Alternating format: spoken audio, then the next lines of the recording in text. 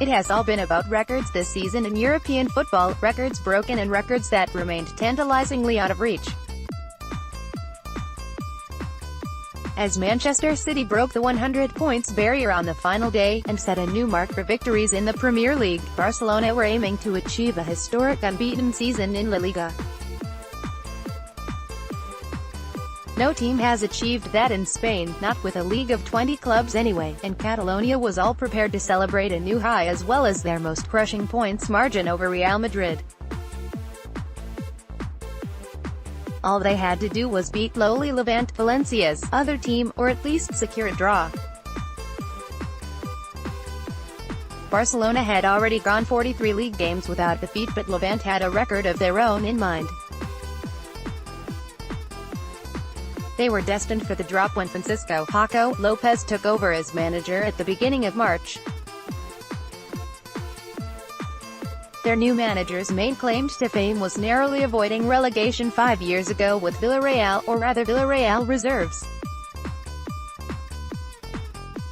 But against all expectations, Levante won their next match, and the next, and on Sunday their crazy run-in ended with 25 points from a possible 30-5-4 victory against the new champions. City's century of points is a landmark in English football, although in recent years Madrid and Barcelona have achieved it in Spain, as have Juventus in Italy, and Celtic in Scotland in 2001, with Martin O'Neill in charge. City also seem well placed to retain their title next season. Yet Juve's title, secured with a goalless draw at Roma on Sunday, feels like an even greater achievement. Not only is it their 7th consecutive title, but unlike some previous years it has been achieved against the odds. They have also done the double and went desperately close to knocking Madrid out of the Champions League. The accepted view is that Serie A is no longer what it was, and is less competitive than other major leagues. Yet as Roma showed this season in the Champions League, and to a lesser extent Atalanta in the Europa League, there is some strength in depth. Napoli put Juventus under huge pressure this season and would have taken the race to the wire but for blowing up against Fiorentina last month, just a week after beating Juve in Turin. "We lost the title in our hotel in Florence," said Maurizio Sarri on Sunday, reflecting on the way his team cracked when they had everything to play for. Juve's preeminence is rooted in their experience of dealing with pressure. But that strength is also a weakness for Italian football. Giorgio Chiellini, Andrea Barzagli, Claudio Marchisio, all great names, but great names from the past. There are some good younger players coming through, but the scenes in Bergamo on Sunday, when Milan's young goalkeeper, Gigi Donnarumma, was horribly abused by his own fans, show how unforgiving Serie A can be.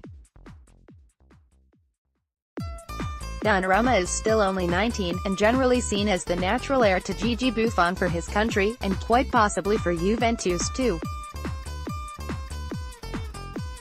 But costly errors have cost his team. The season in Italy has a cliffhanger still to come. The final match has Inter playing Lazio in the Stadio Olimpico next Sunday for the 4th Champions League spot.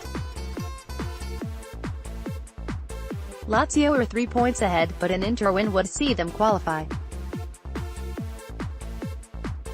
There has also been a cliffhanger in France. Paris Saint-Germain had the title sewn up months ago. They lost 2-0 to Rennes on Saturday, their minds clearly in holiday or World Cup mode, but Monaco and Lyon have been neck and neck for second place.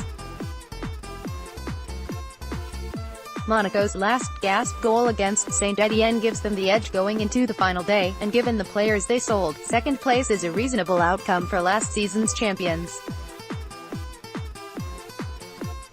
GAA Podcast, Gallo on the Dubs' missed opportunity, Devo on the dogfight in Connacht. Irish Examiner writers Anthony Daly and John Dively review the championship weekend with Colm O'Connor.